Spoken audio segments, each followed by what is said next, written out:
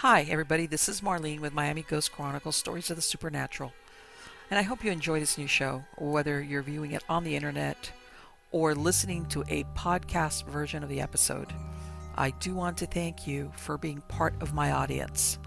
You can also find links to videos or podcasts on miamighostchronicles.com, as well as where you can submit your story about any eerie experiences you've had, which I would love to hear about.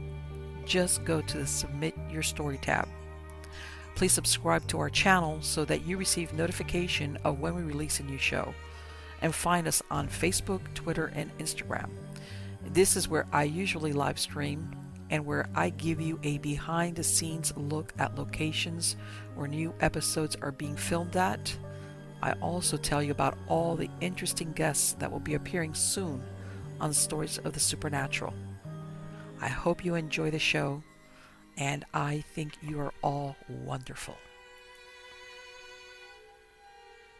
Hi, everybody. This is Marlene with Miami Ghost Chronicles Stories of the Supernatural. How's everybody doing? Good. I hope I'm doing very well. And like always, occasionally, because I'm doing this interview, it's daytime here, summer, and of course all my birds outside, they're wide awake and they're making a lot of noise. So if you hear any weird sounds, it's not it's not an EVP. It's just, you guys have heard it before. It's either my dogs or my birds, one of the two. But anyway, let me tell you about the guests that I have with me tonight. I am super psyched. This is, and you're going to see why in a minute. This is a lady by the name of Louisa Oakley Green. Now, what I love about this is that originally she didn't believe much in psychic phenomena, and then she met her husband named Stephen. Now, for more than 20 years, her views on psychic phenomena have changed. She has two books out. One of them is Psychic Bystander, and in this one, she writes about how she went from being a skeptic to a believer, okay, because of hundreds of paranormal stories involving her family and my favorite, everyday people across the United States and around the world. You know me, like, don't give me the rehashed ghost story. I want the everyday person event, where they have those moments, those encounters. But anyway, she's been a scribe for several decades, and she's worked as a newspaper reporter, a humor columnist, a health magazine editor, public relations manager, copywriter, medical writer. In other words, this lady knows how to write. And now she's a freelance writer. She's a graduate from the University of South Carolina School of Journalism. And she's also studied biology, biochemistry, and anatomy. She also she's also, believe it or not, also knows how to interpret astrology charts, which I think is so interesting. She studied that at the Faculty of Astrological Studies in London. And her website address is www.psychicbystander.com. So let me bring her on because this is going to be a great interview. Put on your seatbelts. So, Louisa, how are you doing today? I'm doing great. How are you doing? Fantastic. Now, I'm going to ask you what, most of my audience know that I ask all my guests, which is, obviously, by the bio, you had, as an adult, the psychic phenomena. But did you ever have any other psychic encounters or experiences prior to that as a child or before you met your husband? Well, let's just say if I had had them, I wouldn't have recognized them because I grew up in a home where that was considered superstition. And so I think if you're taught that, you don't integrate anything that happens. Something might happen, but you wouldn't really pay attention to it. Right. I think I kind of began to become aware of psychic phenomenon and the possibility that they might be real when I met my husband more than 25 years ago. And, when we met, he had mentioned that he came from a family of people who had psychic ability, but they were from Italy, and I thought, well, this is a nice old country sort of thing, Okay. that's sweet. And I didn't really take it very seriously. It wasn't like the main reason why we were together or why I was, eventually going to marry him. So I guess at first it was kind of peripheral to me. Okay. It's kind of funny. I like to tell the story sometimes of how we met because Yes. it shows how someone who's psychic and someone who is not in touch with psychic can go through the same evening and get something entirely different. I would love to Is, hear is that that story because I'm sure there's it? people out there that find themselves exactly in what you were describing. Oh What yeah, happened? it's very funny, and I guess the first thing I should introduce before I tell the story is a concept. I do a lot of science writing, so when I know that something has a scientific basis, I find it interesting, and it's pretty much known that every human being has an electromagnetic field, their Hmm. own electromagnetic field, and it's almost like a fingerprint. It's so individual, and there are some psychics who can feel that. So that's kind of an introduction to the story.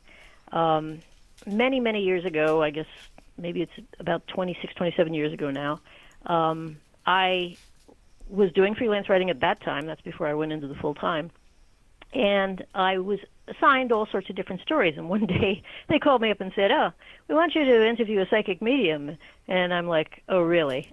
And they said, "Yeah, come up with a good story." And I went, "Oh, all right. I'm a professional. I'll go to whatever you send me to." So I went to this woman's house and I started interviewing her. Found out she was incredibly intelligent, very charming, and not what my stereotype of a psychic medium would be. And just toward the end of the interview, just to be a little snarky, I said to her, "So, you're psychic? Tell me who I'll marry one day." And she Oh, just kind of smiled. And she said, "Well, I'll tell you what. When you have the time, why don't you come to our psychic development classes? We have them once a week, and you're welcome anytime you want. No charge." I went, "Oh, that's nice."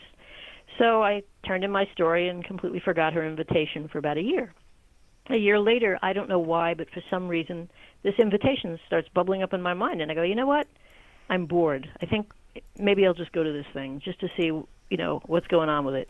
okay. So, knock on her door. She answers. She recognizes me, which is very strange because we only met once and only for an hour the year before. So there's no reason why this woman should recognize me, but she did. And she welcomed me in, and she starts introducing me to all of these very nice people. They weren't as crazy as I thought they'd be. You can tell I had quite a prejudice. And I started shaking everybody's hands, and, they seemed very pleasant. And we did a psychic exercise that night, and I was very intrigued. So much so that I decided that I would come back again. Now that was kind of the extent of the evening for me. Nothing special. Didn't really get a lot out of it other than the fact that I found it entertaining, and I decided I'd come back. But Okay. one of the people whose hands I shook was my future husband, Stephen, and he had an entirely different experience. Now, when he shook my hand, well, actually, I should say, after that evening, he ran home and announced to his parents he'd met the woman he was going to marry. Now, we hadn't had a conversation to speak of, nothing much. And all he'd done was shake my hand. So you might ask, well, why would he know that he was going to marry me, aside from the fact that he's somewhat psychic? And that is that when he shook my hand, normally when he shakes hands, he feels when his hand touches the other person kind of a spike in energy, while Okay. his energy, his electromagnetic field adjusts to the electromagnetic field of the person whose hands he's shaking. In my case, there was no spike. We had the same energy. And in Okay. his mind, that meant we were soulmates and that we would someday marry. And fortunately, he did not tell me that right away, or he would have scared me away. You would be like, oh, no, no. But I thought, oh no. But he did tell me that later on, and in fact, he was correct because about a year later, we did get married.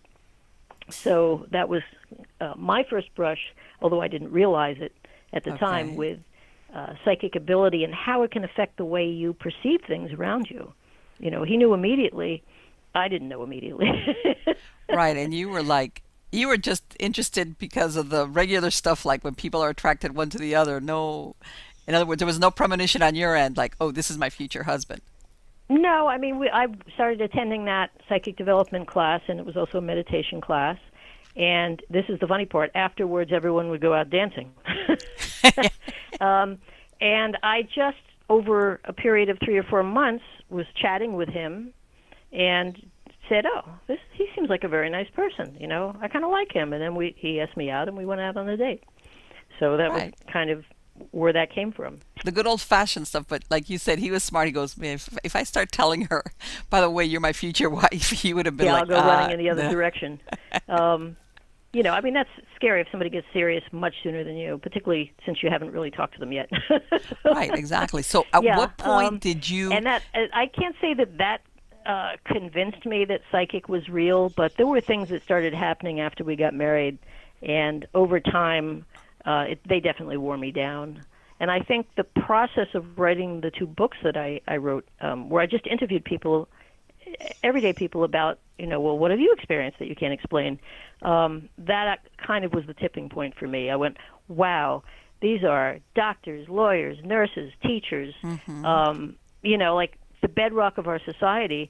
And Right. this is a common human experience. This isn't some nut Yes. walking down the street talking to themselves. Right. It's like Yes. this is what human beings experience.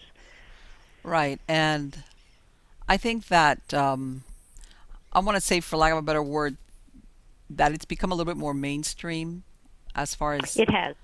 it Yes, it, it, it I allows agree. people that normally, like you said, aren't looking for it, or where they would never have talked about their experiences, are coming out and saying, well, you know what, I had this happen to me, and even now I can't explain it.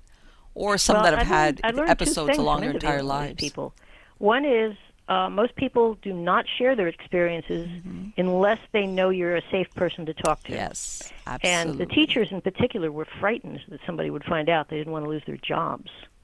And the Yes. other thing I found out was that almost everyone I interviewed, except my husband's family, because they all totally accept this stuff, said, wow, this is the first time I've ever been able to really talk about this and have someone listen respectfully. Thank you. It Yes. feels good. Of So course. that Of was interesting as course. well.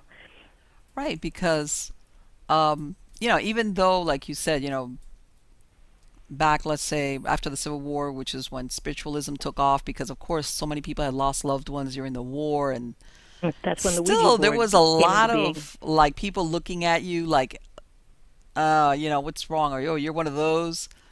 Where like people usually kept a very low profile, or even I've spoken to some guests who, even as a child, they would have experiences and their parents would tell them, don't talk about that, you know, My keep mother quiet. had that attitude. She was like, we don't talk, except that later in life, when she read my books, she was very fascinated by them. Yeah. But when I was growing up, that was considered, well, this is the 1960s. We don't talk about stuff like that. We're modern now. That's Yeah. medieval superstition, not in my husband's house. It was like, grandma, the matriarch, she was extremely psychic, and it skipped her daughter, my husband's mom, and then he is psychic. His youngest brother is psychic. His aunt is psychic. So it's kind of interesting. There was a neuropsychiatrist who taught at Harvard Medical School, and she wrote a book on only the most scientific studies of psychic ability, and she found, it was her opinion, that probably like 90% of people who are psychic inherit it, because there's a brain nervous system antenna that psychic people have that's just much more sensitive than the average person's antenna, Right. and that's how they pick up all this energy. Like my husband can see dead people. I could practice at a psychic development class for the next 20 years. I don't have the same antenna he has. He inherited that. So I'm not going to have the same level of experience. I certainly can improve my sense of intuition, Right. um, but he's got the full-blown crazy experiences going on, and that's interesting. And then the other 10%, they've found basically can develop psychic ability, like amazing psychic ability, through trauma. There's Yes. like George Anderson, who is a psychic medium in Long Island, and he, when he was a child, I don't know, 9, 11 years old, somewhere in there, got a childhood disease like chickenpox and ended Right. up with encephalitis, the swelling of the brain. And his parents were told that he might not survive, and if he did survive, he was not going to be all there. Right. Well, he survived, and he was fine. The only difference is that after he recovered, he could see dead people as easily as he could see living people. And he, as a child, couldn't quite figure out what was going on, you know. And then there was a Dutch psychic. He's well known in the Netherlands. I'm sorry to say I can't remember his name, but he was working on a ladder, and working on the roof and fell and hit his head. And following that, he had psychic ability. And then there's Yes. a more well-known gentleman named Joseph McMoneagle, and he's well known because he was part of the Star Wars program with the U.S. military where they did remote viewing. Okay. And remote viewing is when they were doing intelligence gathering through psychic ability Right. on remote places and people. But he didn't have any psychic ability until he had a near-death experience. That's what I was And about when to say. he I've heard that a lot recovered, of people with boom. NDEs have, after the fact, then they come back, changed, and one of the things They're that rewired. changes. The brain is rewired. They're Yeah. nervous. They now have an antenna that receives this stuff. Yes. So I find that kind of interesting. So how soon was it after you got married that things started happening that you were like, okay, that's not normal? Well, I guess a couple years after we got married, when my father passed away, Okay. there was kind of a strange experience. I, when you're grieving, you make strange decisions. And I was helping my mother plan the funeral, and I said, "Oh, let's call up the minister from when I was growing up because he knew Dad." And she said, "Okay, fine." And I call him up, and his wife answers, and she goes, "Oh, he would love to do it. He hasn't done something like that in years." And I forgot he was like in his 80s and retired. I just totally forgot. But we were like, "All right, send him on down," And he's a very sweet man. And so he came down, and it was the wake, and he asked everyone to sit down. He wanted to give a talk. So I sat between my mother and my husband, and he started to talk, and we realized after a couple of minutes that he was kind of wandering, Oh. and that maybe his concentration wasn't what it should have been, but everyone sits there politely anyway. And actually, it was kind of a good thing because it was comic relief. If he had been a really effective speaker, it would have been a very difficult thing to listen to. Imagine. But as he's speaking, after about 10 minutes, my husband leans over and whispers in my ear, "I see your father standing next to the minister. His arms are crossed. He's tapping his foot. He looks very impatient." And that would have been my dad. He would be like, "Come on, get on with it." Now, that in itself didn't impress me that much, but something that happened a week later did. During the wake, I didn't really have time to have any conversations with anyone. So many people were filing through that I would, they would say, "Oh, I'm so sorry," and I'd say, "Thank you for coming," and that would be the extent. Okay. And about a week later, my brother-in-law called, and he said, "Louisa, I didn't want to say this, the day of your father's wake, but I just want you to know that while the minister was speaking, I saw your father standing next to him, and his arms were crossed, and he was tapping his foot, and he looked very impatient." And that really, my husband and his brother hadn't spoken. Right. To hear that independently from two different people kind of blew me away. And I thought to myself, well, that's strange. Yes. Right. What are the they chances? kind of saw the same thing. Right. It wasn't the fact that he had necessarily seen him. It something was that just totally the posture. It convinced me, was. but it was something that puzzled me. Yeah. And so that's the first time, and and I'm curious because your husband is psychic, because I've heard of some psychics that always they kind of, and I think you said something about that earlier, where he pulls in the dead because they want to communicate with them. Sometimes, but unlike a professional, because no one in his family, nor does he do this professionally, the people who go professional can command it. You know what I mean? Like, "Okay, everybody, come talk to me now." Right. In the case of my husband, it just kind of happens to him every once in a while. He can't command it. He doesn't ask for it. Every once in a while, he just stumbles into it. Okay. So it's not something that he even if he wanted to, he could do professionally. He just doesn't have that ability. Right. And I think a lot of people don't realize that about, just like the supernatural, the psychic is not sometimes an on-demand thing where people think, well, if you can't reproduce it or you can't be psychic all over again, that doesn't mean the person's not psychic. It's just like it's not especially, Sometimes you can do it, and sometimes you're more sensitive. Sometimes it even depends how well your body's feeling.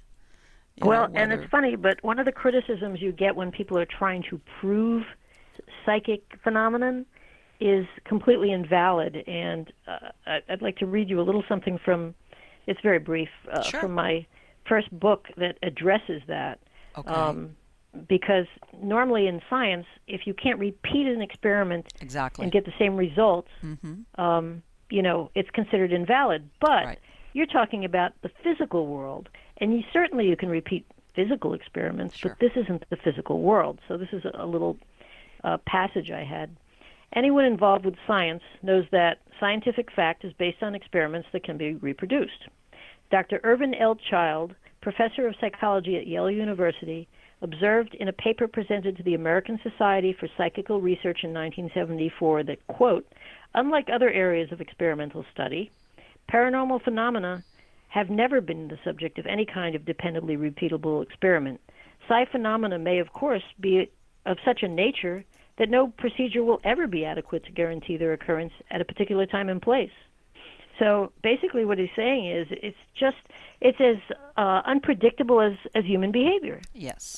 You can't repeat it. And to put a physical standard of repeatability onto an energy phenomenon is not even logical. Exactly. There's just too, and unfortunately, that's exactly what you're saying. Science wants, you to be reproduce it or put some type of model together so that they can be reproduced. Do And this that's and why then you do see that, all and the then you'll get this. television, right, right. That's why you see all the television shows where they run around with the Yeah. EVP machine going, oh, let's see if somebody says something to us, Yeah. because they feel like, oh, well, see, there's something tangible.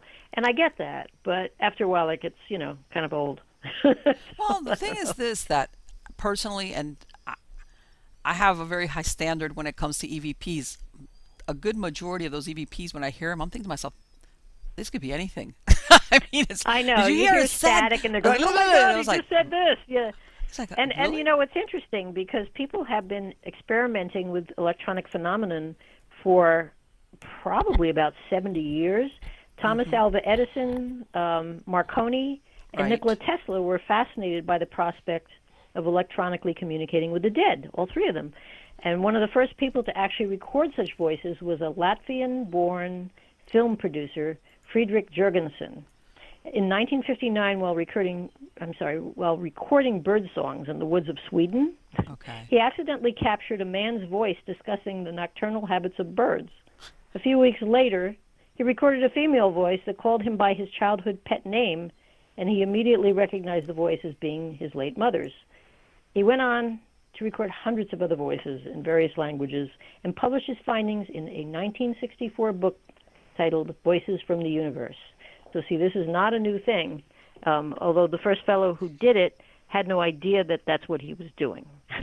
Right. And I'm sure, for example, maybe even when he record, if you're out there in nature, chances are, especially if you're trying to study nature, you're away from a lot of people walking around. Otherwise, you can't study nature. So the fact number one that he captured somebody's voice, maybe he could write that off. Like maybe was there somebody out there I didn't see? But I'm thinking when you capture your mother's voice, calling you by maybe a name that was only known to either you, her, or a very small amount of people, it's Yeah, like, that's okay, how pretty do you explain interesting. that? Yeah, and for me, I think things that can't be explained are fascinating, and that's basically, the reason why I wrote the two books. It's not that I am trying to convince anyone of anything, because Mm-hmm. sometimes I feel skeptical myself, and I think that that's perfectly normal and Sure. healthy. But I'm fascinated by all of these wonderful people who were kind enough to share these stories that are pretty crazy, Right. a lot of fun. Sometimes, there's persons like your husband, which they grew up in a family that's psychic. They have a lifetime of experiences. And then there's people, and I'm sure maybe you've interviewed them, who per se were not psychic or hadn't, and they just have this one or two experiences. Yes, I mean that's very common. Often it's, a loved one who's passed on who's trying to give them a signal. I Yes. mean, my mother used to love to read my books. She was in assisted living prior to passing away, and I had a funny thing that happened. There was this one story she loved. I can't remember if it's. I think it's. Maybe it's in the first book. I'm sorry to say I can't remember what stories are in what book, but it's a story of a grandfather who died, and his way of signaling hi to his family was to interfere with the electronics on the stove clock. They even unplugged the clock from the wall, and it still was doing stuff. So they knew that was Grandpa. Yes. But my mother loved that story, and the funny thing about it is she passed away in 2016, and it was, she was 89 years old, but it was still very painful to lose her, and just kind of a bit of a shock. I know that sounds crazy, but it doesn't matter when someone dies. It's still a severed relationship. And I said to her, isn't there some way I know I'm not psychic and I don't see dead people, and isn't there some way you could signal to me?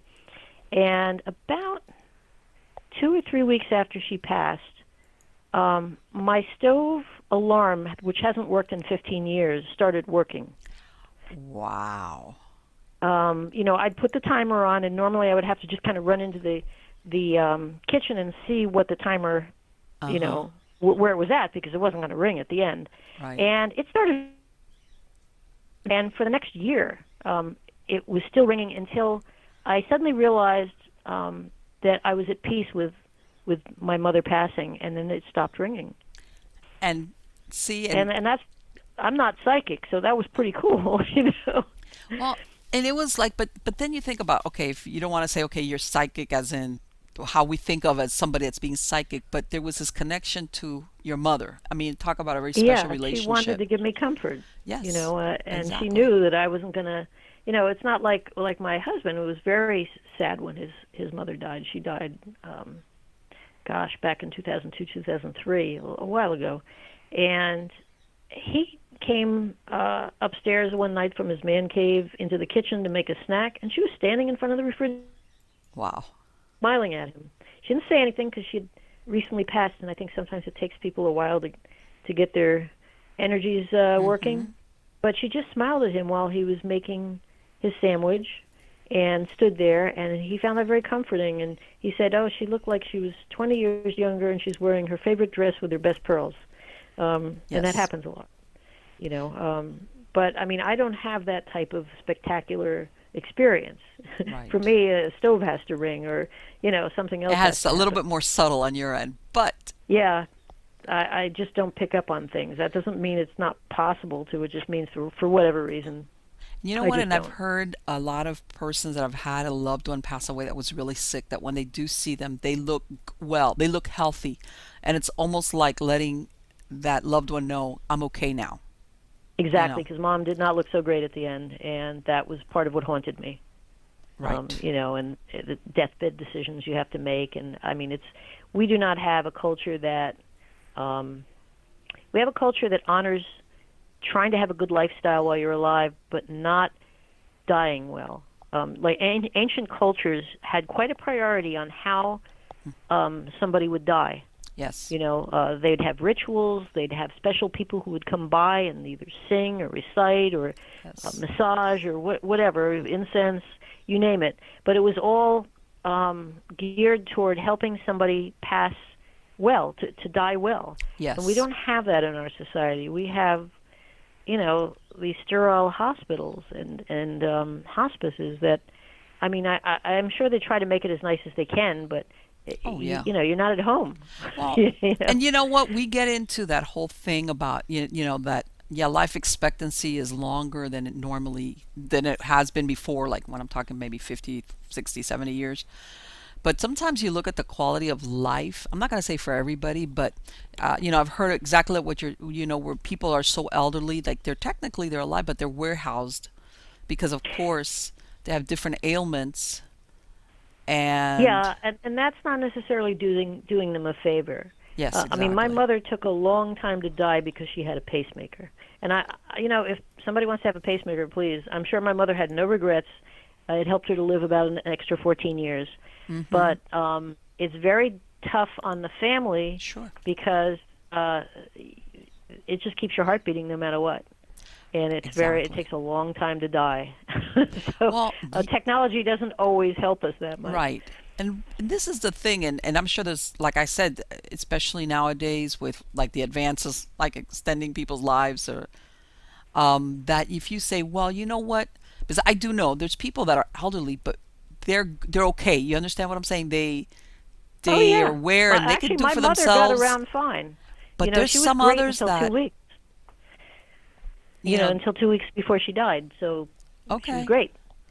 You know. But there's others that they are, like you said, your mom was, she had this pacemaker that, and extended her life for 14 years if she wouldn't have had it. Let's put it that way. But there's a Hmm. lot of times where people are alive, but they're just, it's almost like they're technically alive, but their quality of life, unfortunately, is not what you would wish that, especially a loved one, would have. It would be like, yeah, I don't expect you to go running around kicking your heels up, but you, Yeah, it's difficult. It's a difficult decision because I mean we our philosophy in this society is keep someone alive as long as you can. You have an imperative to do that. yes, And that's a tough one because you can't really fault anyone. No one wants to. right. So, I mean, I totally get that. And And and that it's and, very and difficult for everyone. exactly. And and even when we were talking earlier, that a lot of times, how they say in these haunted houses, well, because there was X amount of deaths in this house. And I was like, folks, a while back people were born and died at home. It Oh, was yeah, my normal father for people died to at die at our home. home. Yeah, my father died at home. I mean, I'm happy that he had that opportunity, although, Right. it's still, it was still a shock to us, But Well, yeah, and because sometimes you say, well, people pass away at their houses or whatever because something, they died suddenly, like, hey, but I was thinking, I say, once upon a time, even if you were sick or ailing, you still died at home because it wasn't that uncommon. In other words, if you say, well, several people died in this house, it's like, okay, that doesn't mean it has to necessarily be haunted because that was the norm. They even ooh, had sometimes your wake. let me talk to you about ghostly real estate because that is a funny Go ahead. subject. Um, it is actually something that realtors are aware of. Yes. Haunted properties fall into a category called stigmatized properties. That's actually a legal term. Yeah, I've heard And about I that. Now got different states have laws about that stuff. exactly. Now, those homes may not be defective in any physical manner, but spirit squatters may reduce their value. And Spirit basically, squatters. yeah, I mean, this may happen when That's great. somebody was murdered or there was a suicide or Right. just died of natural causes. And half of U.S. states have laws related to stigmatized properties. Yeah. Most don't require sellers to disclose if they have a ghost. If a Right. state doesn't have a statute that requires notifying spirits, that roam the premises, then they don't have to. But the real estate site of Realtor.com or RealtorMag.org, I'm sorry, it's a nonprofit. They have a suggestion to real estate agents, and I just thought this was funny because this was written to real estate agents. They suggest telling they suggest that they should tell their clients that if they have any type of paranormal activity, they should be upfront about it. And that would include objects lifting up or moving by themselves, voices or sounds when no one else is around, and or strange light or shadow phenomenon that happen repeatedly. And I just, what tickled me was that this was in a real estate magazine. This Yes. was not in a paranormal magazine. Yeah. They were giving advice to real estate agents, you know. Exactly. So I thought that was kind of fun. Well, one time this was I heard this. This was on an older radio talk. It was a matter of fact, it was coast to coast. This was, Oh when Art yeah. Bell was doing, people would call in with their stories. And there's one guy who calls him and he says back in the 80s, he had moved out to Iowa. He worked for Caterpillar, and I guess he bought a house close to where he worked at.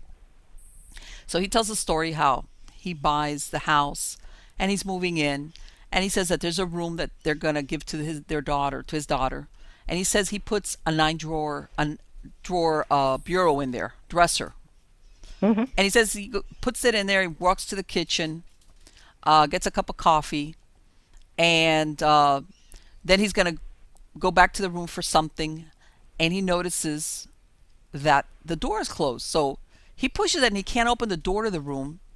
And he's like, he's even thinking that his teenage son had gone into the room and was holding the door closed, Yeah, he's playing a joke kidding on with him. him. Yeah. So all of a sudden his son walks in from outside with a box and he goes, "Oh, you're there?" And he's like, "Yeah." Like, what do you think?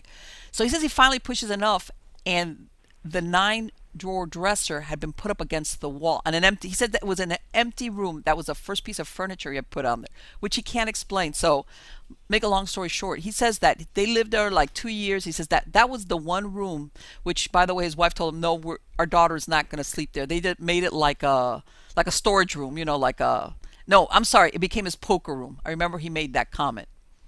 But Okay, well, yeah, poker, you can deal with that stuff. right. So he moves away, but he says that about 10 years later in the 90s, he's going through that area. And I guess it wasn't a really big town. So he says he goes by there and he sees that the house is up for sale. It's got an open house. So he says, "Oh, I'm going to stop in just out of curiosity," because he said he had done certain things to the house. He just, let me stop in there. Walks in there and he starts talking to the real estate agent. And he tells her the same story. She's like, "Oh my God, please just don't say another word because I have to stay here by myself." But then she discloses to him, like, in the span of, like, I think it was 12 years, the house had been bought and sold like 7 times. Because people were freaked out. Right. Yeah. And then coming to what you were saying, like, how many do you think maybe a lot of those, obviously nobody ever told him anything when he bought the house, you Oh no, know? because he might not have bought it, or even if he didn't believe in it. Right. You And he know. says it was that one room. He says never had any experiences outside but that one room. There was something going on in that one room. And he says he laughed because, she was like, "Oh my God, please don't tell me I have to sit here by myself until somebody comes. I don't want to hear anymore." And she goes, "Now I understand why this house has, gone through different hands in such a short period of time." And he says it was a nice house. There was nothing really wrong with it. And so I understand in a way why those laws are passed, even though you think it's very subjective, because sometimes there's people that just, they don't have experiences or they don't get it. It's like, it's the wind. Oh, it's like, whatever. No, you're right. If you haven't experienced it, it's very hard to appreciate it, unless somebody that you really trust has experienced it and you listen to them. But even then, you always find yourself thinking, "I don't know. I love that person, but are they crazy?" You know. I have two stories from my books about hauntings in houses, and the first one is very funny, and the other one is a little bit scary. But I don't know if it would be okay to share those Sure, stories. go right ahead, by all means. All right. The first one is I call Crossing the Threshold, and this is a story from a lady named Barb, who's a national radio talk show host, and she was kind enough to share this story with me. She told me that real estate agents hear some fairly strange explanations from clients on why they like or dislike a house, but she may have topped them all. And by the way, she has psychic ability, so that's an interesting thing to know. Okay. She'd gotten divorced, and a real estate agent was taking her out to look for a smaller home closer to town. One home she considered was a single-story, cream-colored craftsman-style home. After walking through the kitchen and the great room, Barb told the agent she really liked the house. The only thing she couldn't understand was why all the electrical outlets were higher on the wall than normal. Now, at that point, the agent had to take a call and suggested Barb look at the rest of the house while he was on the phone. So he stayed in the kitchen, and she's wandering around the house. She wandered into the master bedroom and saw a man sitting in a wheelchair. He was balding and wore wire-frame glasses and looked to be about in his 60s. And she said he was very sweet, and he had a lovely smile.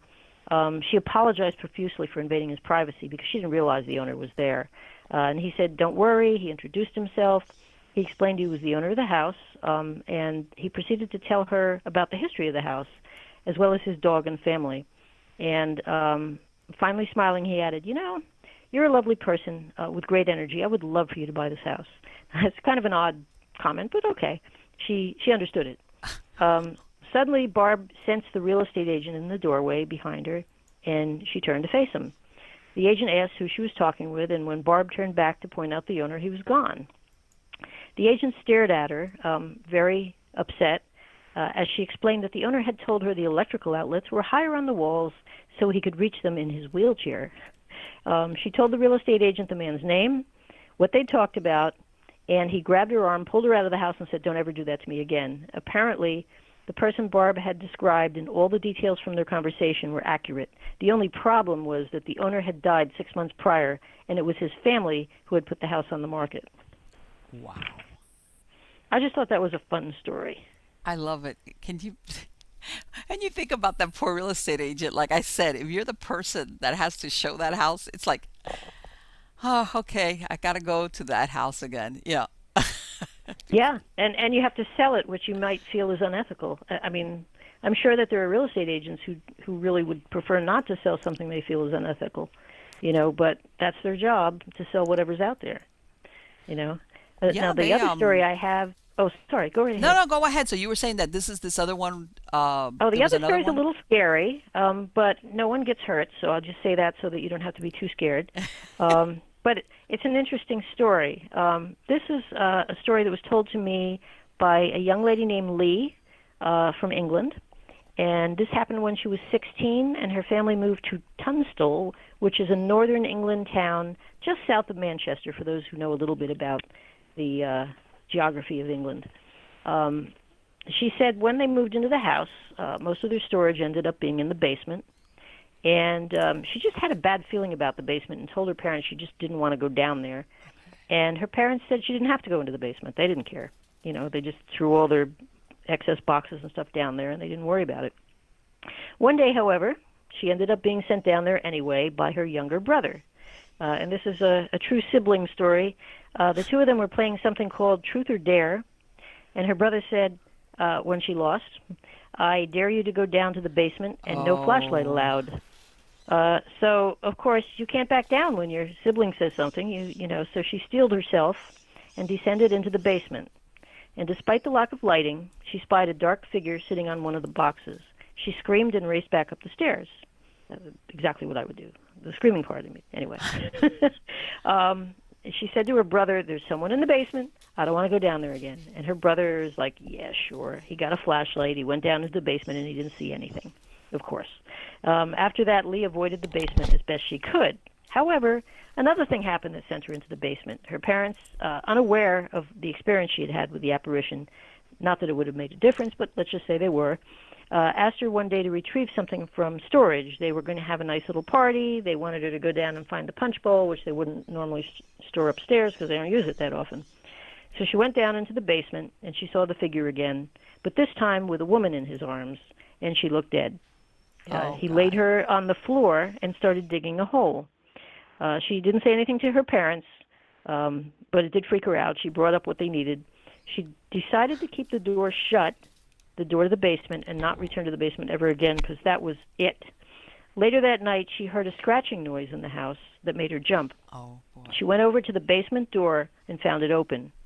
When she looked at the door and walls, there were scratch marks everywhere. And she thought, wow, what's causing that? Then her brother saw the scratch marks all over the door and went down and saw someone in the basement. Now he believed her. They tried to talk to their parents about it, but the parents were like, yeah, sure. So one afternoon when she was alone in the house, and I do not recommend this to anyone, but this young lady is really something else, she decided to communicate with the entity in the basement with a Ouija board. She said, "Whoever's in the basement, tell me your name," and it spelled out the name Mark. So she went to the library to read old newspapers to determine if someone named Mark had ever lived in her new home. When I say new, it's a new old home. Right. She found out that a man named Mark Thomas lived there in 1917. He brutally murdered his girlfriend and buried her in the basement. She saw a photo of the girlfriend, and she looked very much like herself. Oh. So I thought that was interesting. The ghost may have thought, oh, you're back. And you know what? I don't know what it is about basements. I want to say number one on the hit list of people that they have really bad experiences with hauntings is basements, and then you go to the attic. But the attics and the basement, I don't know what it is about basements that it's yeah, like, the scary stories I have are about basically attics and basements. That's a nice, relatively short story, which is why I like to tell it on air. But I have one chapter. Most of the stories I have are actually not scary because most psychic experiences are actually comforting, not scary. But I do have one chapter called "Ghosts Behaving Badly," and that's the chapter with the ghosts that's a little bit scary. But there's just so many stories. I mean, when I interviewed people, I didn't tell them I want this type of story. All I said was, "Has anything ever happened to you that you can't explain?" Period. Right. And Yeah. then they Let would them. go. Right. And then see what they would say. And And most of the stories, I'd say probably 90% of them, are very comforting and inspirational. Um, and then there's this 10% that's scary. right. So I'd have to believe that most things that happen on a paranormal basis, if you're not looking for, EVPs in a deserted penitentiary or insane asylum, which is a stupid Right. place to go, most they're rather comforting. They're usually people around you who you knew who want you to feel better, or Mhm. in one case, I have a couple of funny stories. Is um, funny, peculiar. You know how children have this tendency to have invisible playmates, Yes. and people often say, "Oh, isn't that cute?" and they're condescending. But I have one story about a little girl and her companion that I thought was really outstanding. Her mother told me this story, and psychic ability runs in her family, so Okay. she took this in stride. Um, this I called a spirited companion, and I think this might have been from my first book. I can't remember, one or the other. But the mother is Christine, the daughter is Marlena, and Marlena was psychic from a very early age, according to Christine, but she was also extremely shy, and she would spend a lot of time in her bedroom playing alone. She had this cute little table and chairs with a tea set, and she'd serve teas to all of her stuffed animals, and basically little girl stuff. And she had this little child-sized rocking chair, and she would sit opposite of it and serve tea to her imaginary friend. And Marlena's bedroom was right at the top of the stairs as you come out of the basement. So when her mom was coming up with a load of laundry, she could kind of glance in the room and see how Marlena was doing. Okay. Well, one day when Christine was coming up from the basement with wash in her arms, she glanced up into Marlena's open bedroom door. She saw her daughter sitting on the floor, handing her Barbie doll to someone in the rocking chair. The chair was moving, and the Barbie was suspended in midair. Oh. When Christine entered the room, everything stopped. The doll dropped. And Marlena turns to her mother and says, Mommy, don't you see? There's a little girl sitting in the chair. She was like, hey, you interrupted this. Yeah. And, I find that kind of interesting because, you hear about invisible friends all the time, but you don't necessarily see something that tangible. No. And I just found that story fascinating because it was so tangible. Right. And yeah, and up to that point, she was thinking this is strictly an imaginary playmate. This is my Yeah, daughter with a I vivid mean, imagination. That's it. she she she knew there was a possibility that it was more than that because she's psychic. But she didn't realize how tangible. It was like, oh Yeah. boy. Yeah, and personally to me, I think of all the ghost stories that you hear about, and this is besides the ones that are family, and they come to let you know, hey, I'm good, don't worry. Or when I hear about these stories about people encountering children, ghost children, because something that's got to be so sad, um, that you think a child, you know, because adults, if they want to hang around, it's like, okay, whatever, you're an adult, whatever. Either you own the house, you want to keep it, you're grumpy, who knows, whatever. Or in the case of what you said about, this is the old owner of the house wants to make sure it goes to the right new owner. But when you see these things about children, I have a really soft spot, and it makes me very sad to think that any of those stories are actually true. But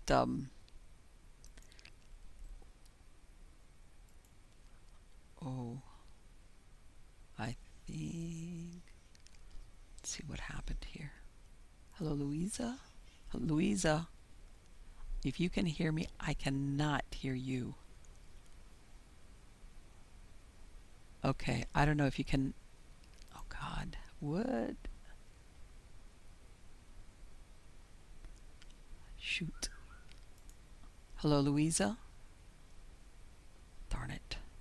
Let's see if I can call her back. I'm going to call you back. If you can hear me, I'm going to call you back.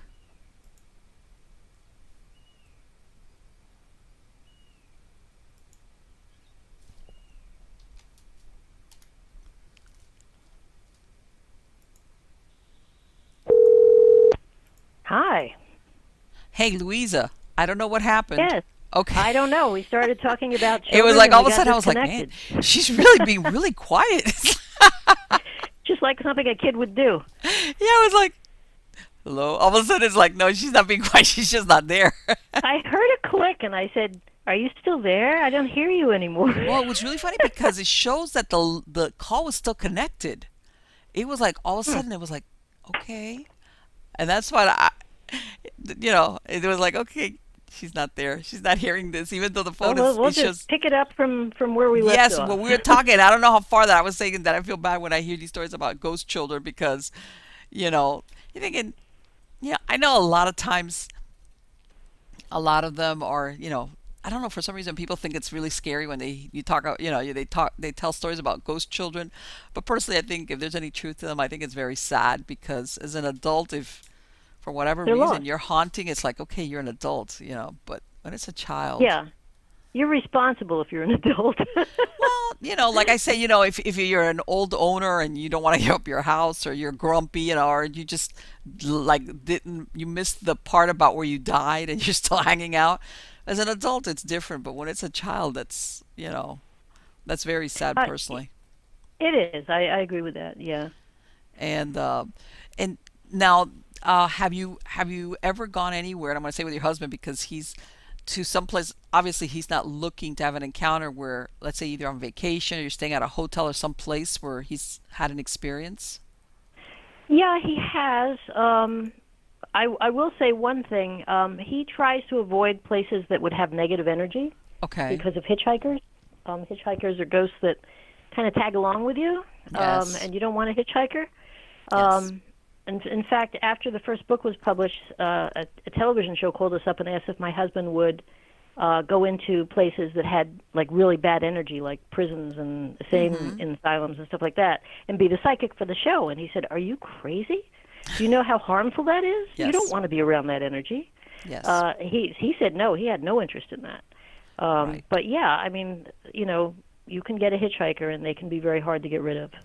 Well, Um, and I'm glad you pointed that out because everybody thinks that all ghosts are made alike and not, and you're absolutely right. If let's say you go to some, one of these historic homes, for example, and you do have a ghost there. Maybe it's just somebody that used to live there, not a bad person, just somebody that wants to right. hang out for whatever reason, whether it was the lady of the house or maybe a servant. Because I interviewed somebody who his ghost, he had an older home from the turn of the century in Louisville, and who he turned out was haunting it was one of the servant girls. But anyway, but that's a different I've heard of quality that of as well. haunting or ghost from when, like you said, you go to an asylum or one of these prisons. Yeah, this is a place where people were not, they were already not okay. Mm-hmm. You know what I mean? Like Exactly. before they died, they were not okay. Yes. So you really just don't want to do stuff like that. Yes. Yes. I agree. Whatever was going on with them to begin with, plus their experiences, because let's face it, a lot of these asylums, people would basically live out their lives there. Same thing with some of these prisons where, you know, they would go in there and they they had their experiences while they were there were pretty horrific when so yeah, the quality of whatever's left behind is absolutely negative. I mean, there's it doesn't take a stretch of Yeah, the you just don't want to be imagination. there. You don't want to be there. No. And it's kind of funny. I had an experience when I was in college, and even though I don't consider myself to be terribly psychic, I do remember it, and I wrote about it in I don't know which book. Okay. I wrote two books, and I can't remember which stories are in which book. But I went to the University of South Carolina, and just as a kind of a how college kids pile into a car and they do silly things, Oh, of and course. they said, "Oh, let's go to the prison graveyard." Oh, I heard that you could go to, and in those days things were not locked up the way they are today. Like everything was open. yes. And so we started going down this dirt road around the perimeter of the prison, and as we're going, one of the things that I just remember, and it creeped all of us out, is the closer we got to this graveyard, the darker it was. Like this was a sunny South Carolina day. Oh, And suddenly there were just many more trees overhanging, and it became very dark. And when we finally got to this graveyard, you could feel how, I don't know how to describe the energy because it's hard to describe energy, but it was very heavy and very ominous. And we turned that car around and we right. hightailed it out of there. And it was so weird because as we were getting farther and farther away from this graveyard, it got lighter and lighter and lighter, and suddenly, boom, all the trees were gone, and we were into that nice sunny day again. Yep. But I'll never forget that experience because, even without being highly psychic, I could see and feel how oppressive it was.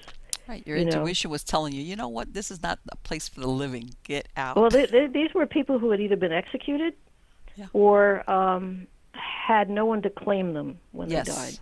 Yes. in prison, and so they were not going to be happy. There was not going to be a lot of happy No, of energy course going on not. there.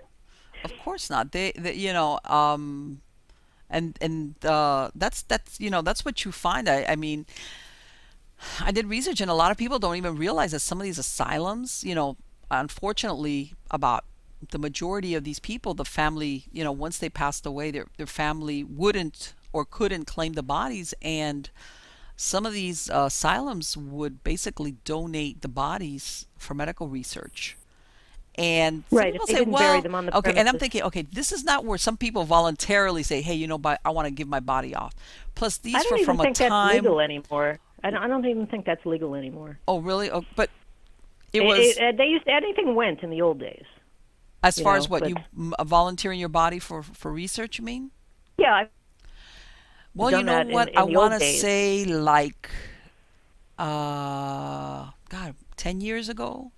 Sometimes I'm or more, 15 years ago. I went to a university down here because I was doing part of an anatomy class, and they had some bodies that basically were, these people had, because it said it on there, they had given their bodies over for science, and they were partially desiccated, and part of them, they were basically, so you could see some of the internal organs, etc., and they would describe who they had been, what they had done, what they had died of, so you could see what happens. Let's say, for example, there was one corpse the gentleman had smoked, and it could Oh, show. yeah, I'm sure you can see the effect of But it that. was, but my point was, back then, people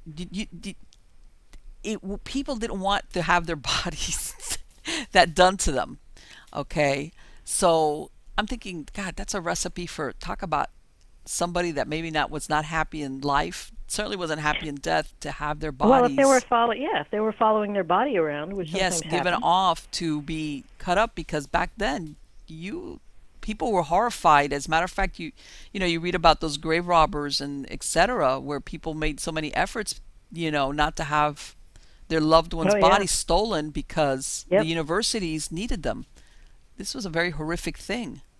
yep. That happened a lot in England, in particular. Yes, Yeah. and a lot of people think that it's like, yeah, because back then, and not until they passed certain laws, and these universities, they needed bodies so that they could practice their anatomy back then, and it's like, you know, but at the same time, uh, what you were saying as far as, even though your husband has not gone out purposely, has he ever gone to some place innocently and ever had a negative experience unexpectedly? Yeah, we were on vacation in Puerto Rico, Okay. and outside of a church, waiting outside of the church, didn't go into it, was a spirit that, because my husband was in a bad emotional state, he was very sad about something.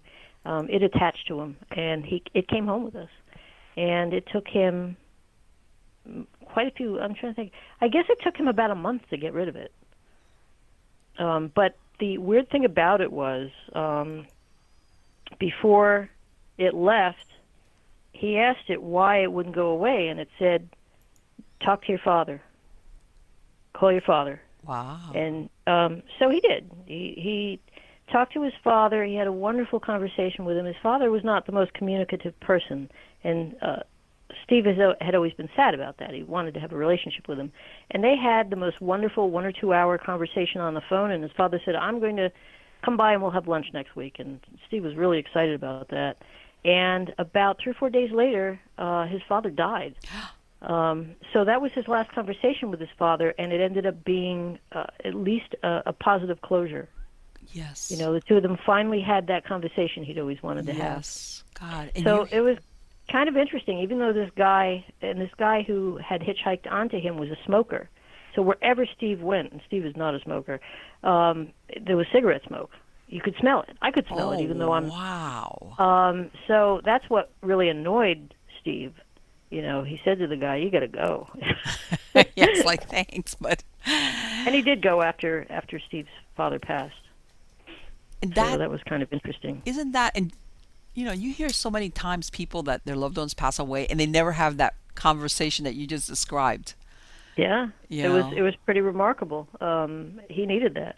So even though this guy was incredibly irritating, uh, But he did help him out. you know what? But that brings up such an interesting thing because you know what, Louisa? We always think of if you ever have a helper, whatever you want to call it, from the other side, it's going to be a being of light.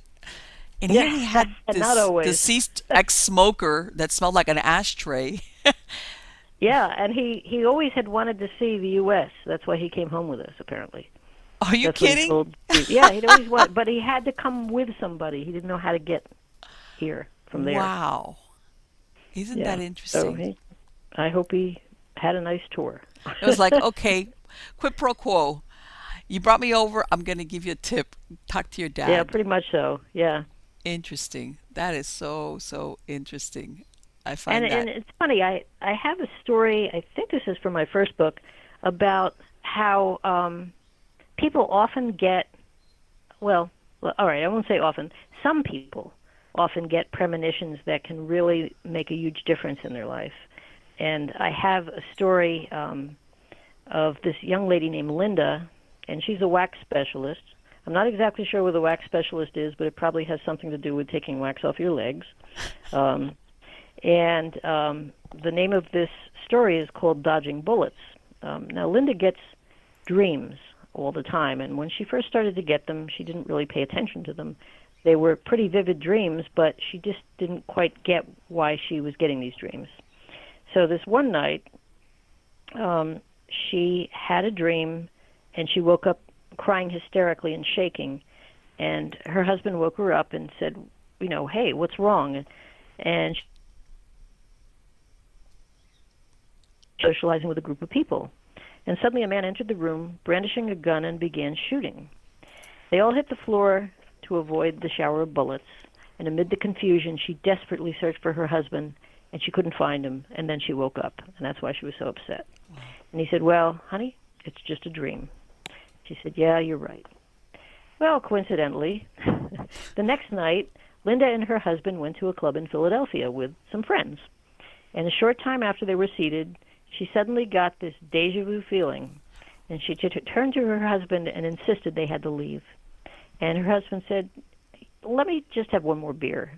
And she said, no, we have to leave now. Wow. And she was so insistent that her husband and her friends, who now are thinking there's something wrong with this woman, got up, and as they were walking out, they saw two men in a parking lot near the club fighting over a woman.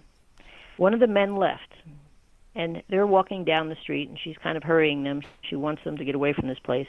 A few minutes later, they heard gunshots ring out in the parking lot and saw people stampeding down the street. Linda and her husband and their friends ran as far away from the scene as they could. And the next day, she heard on the news that the man who had left got angry and returned with a gun and began shooting. She doesn't remember if anyone was killed, but she said the dream taught her and her husband to listen to the messages they receive, regardless of how they may come. If she gets a dream or a feeling about a place, they respect that. I believe it. I'm sure that if her friends are out there like, hey, can we stay here? Is it cool? It's like, Oh, how do you yeah. feel about this place?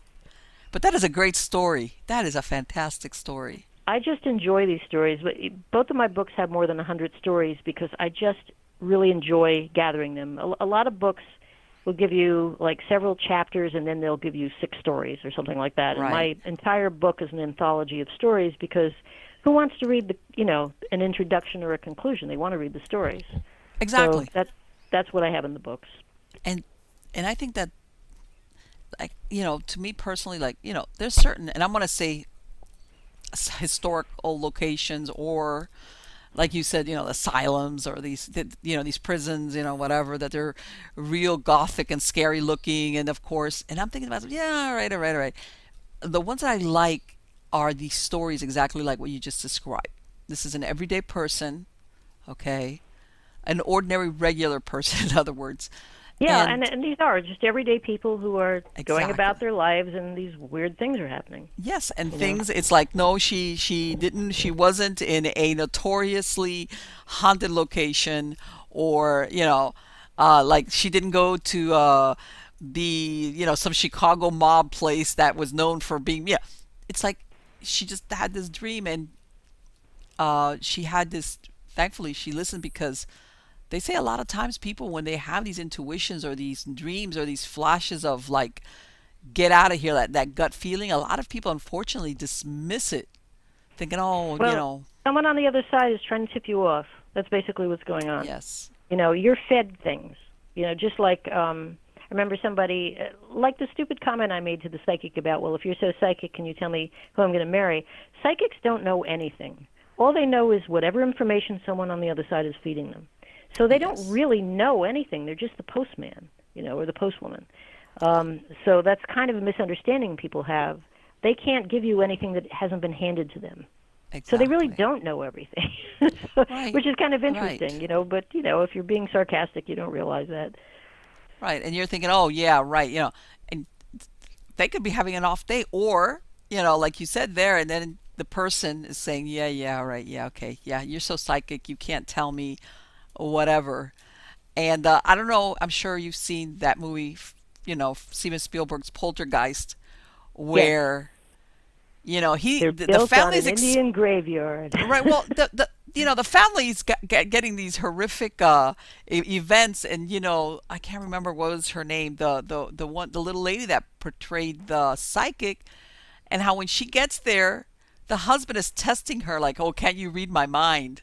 Yes, And it's nonsense.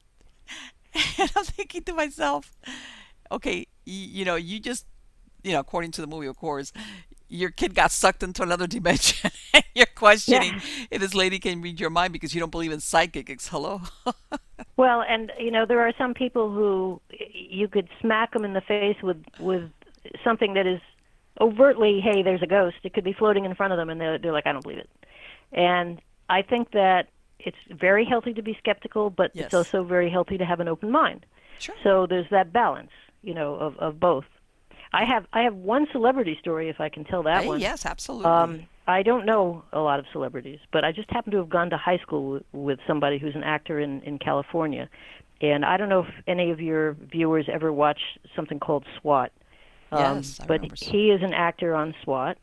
Okay. His name's Peter Onorati, and he's also been in a lot of films and stuff. But here's my only claim to fame. But he was kind enough to share a story with me Okay. because we're Facebook friends, and I said, hey, I'm writing a book. He By said, the all right, way, I do got you a have any story. good stories? And this story is called Last Dance. And it's about a friend of his that had a bigger than life personality, and how basically what how that bigger than life energy manifested itself through space and time. His good friend Gary was someone that he had gone to high school with, but didn't know him during high school. You know how that goes. Yes. But they got to know each other after high school, and Peter actually got a job with Gary's father, and they both were working for his father. But they were very mismatched as friends. They were, Peter is short with dark Italian features, and he likes to say he's vertically challenged. He's a stocky guy, very muscly. And then there was Gary, who had the light brown hair, the hazel eyes, and he was a thick 6-foot build. And, Gary used to take pleasure in busting Peter on just about everything, including his appearance. He used to smoke cigarettes, and that, Peter hated that. And he used to like to irritate Peter with that. And he also had a nickname for him. He used to call Peter the Face. And that's because Peter doesn't necessarily have a beautiful face, but he's a character actor. So he Okay. has a face. And that's probably one of the reasons why he's successful in Hollywood, because he has a very unusual face. You know, he's Yes. been on Sex and the City, he was one of the boyfriends, and all sorts of stuff. Um, Okay. but the two young men spent the 70s prowling disco clubs together and generally having a good time. That's what people did in the 70s. And eventually, Gary's father, you know, got Peter a good job at the Ford Motor Company, and Gary decided to become a hairstylist. And he, you know, Peter remembered he always had perfect hair. You know, he always had a handsome face, and if he'd lost some weight, he could have been a model. He was that nice looking.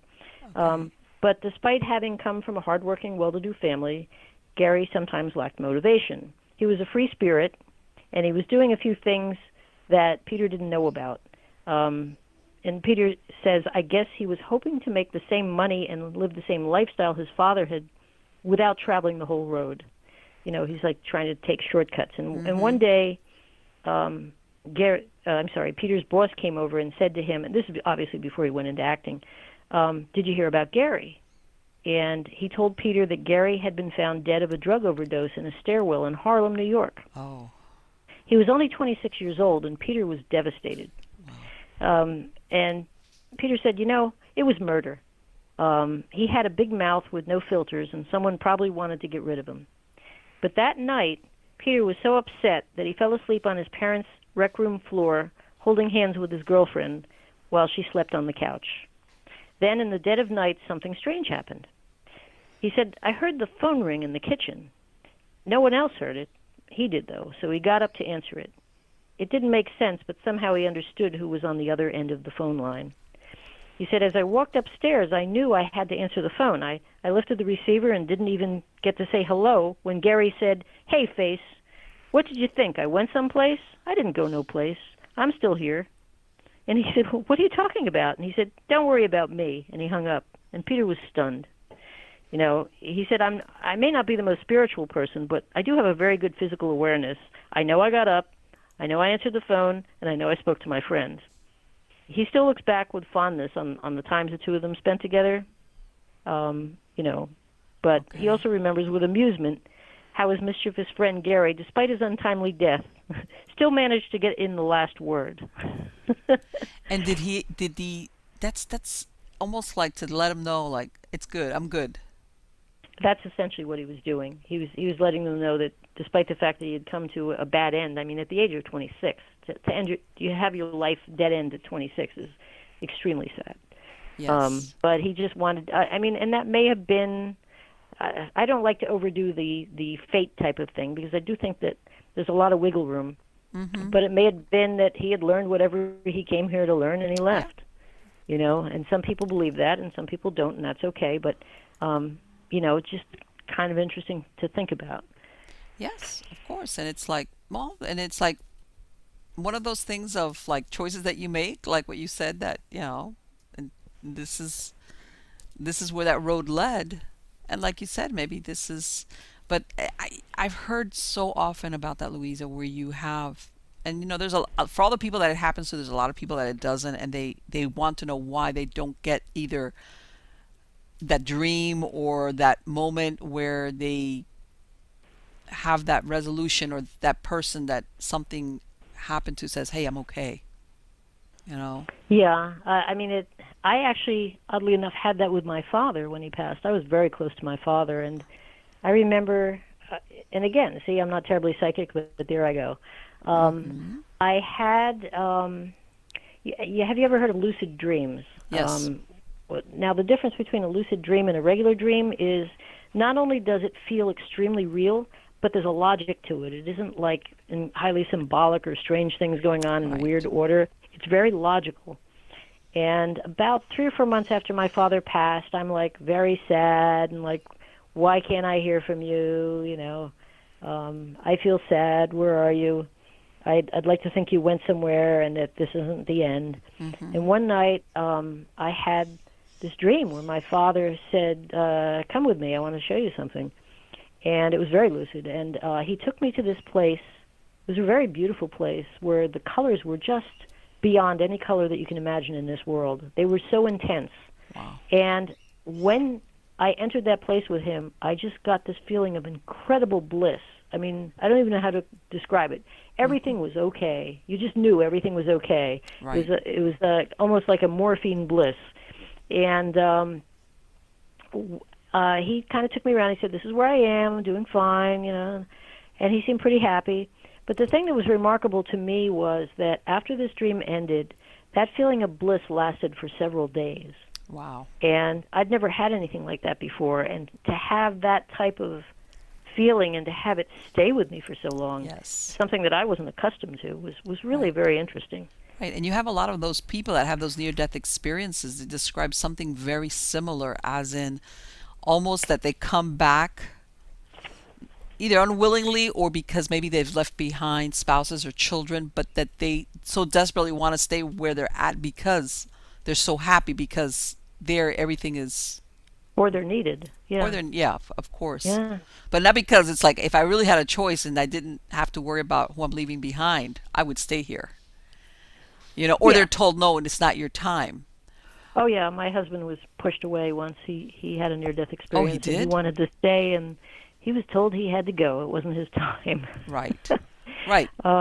It's kind of interesting. This kind of leads into something else that I had. And this is in my second. I actually know this is in my second book because I have a lot of studies, scientific studies, in my second book about the paranormal. Things that I felt were not just somebody walking around with a microphone, but really interesting studies. Okay. And this is from the University of Virginia, which does a lot of paranormal studies, believe it or not. Okay. The Division of Perceptual Studies, and they have postulated that consciousness actually resides outside of the brain, not in the brain. And you might say, well, how can that be?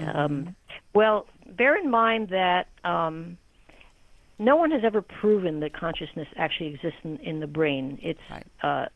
a theory called the emergent property that scientists have thrown together.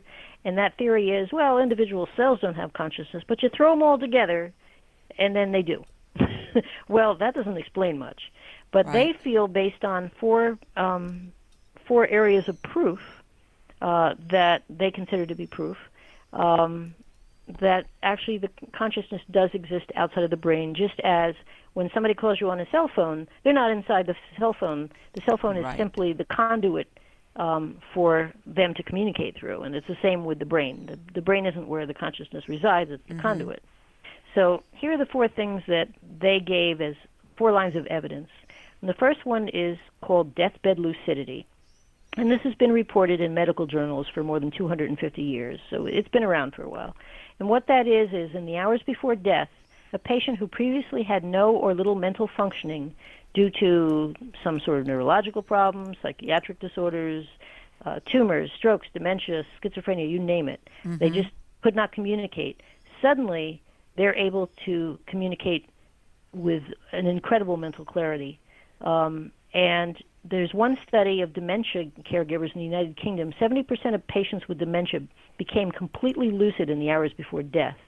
Now, why? Well, researchers suggested, obviously we don't know why, that while a damaged brain may keep a person from thinking, as it dies, consciousness may be released from expressing itself through the brain, which I thought was kind of interesting. Right. Now, a second line of evidence is consciousness without a brain. Now, what is that?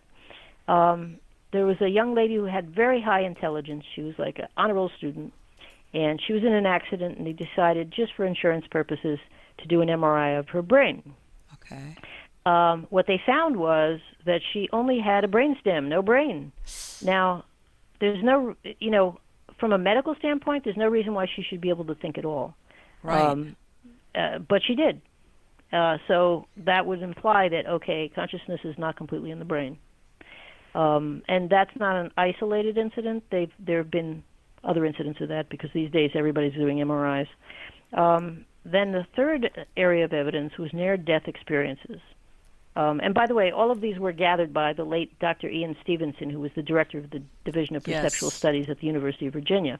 Uh-huh. Now, probably your audience is quite familiar with near-death experience, or NDEs, and that's basically when somebody's pronounced clinically dead and then resuscitated. Right. And NDEs are the memories of what they experienced during the time that they were clinically dead. Now, there's this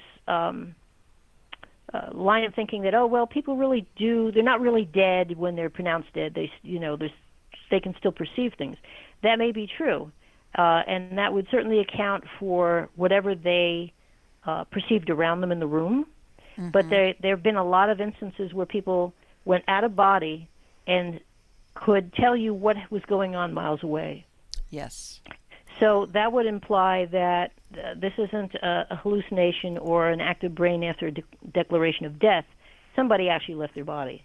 Their consciousness was not tethered to their body. Exactly. They talk about that they saw their families who were maybe down a hallway. Exactly. Distraught. In fact, I have a story of a little girl who was operated on, and she, when she went unconscious, she went out of body, and she wanted to find her parents, because why wouldn't a child want to find their parents?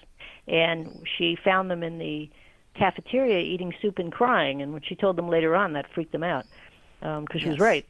And then the fourth line of evidence is past life memories.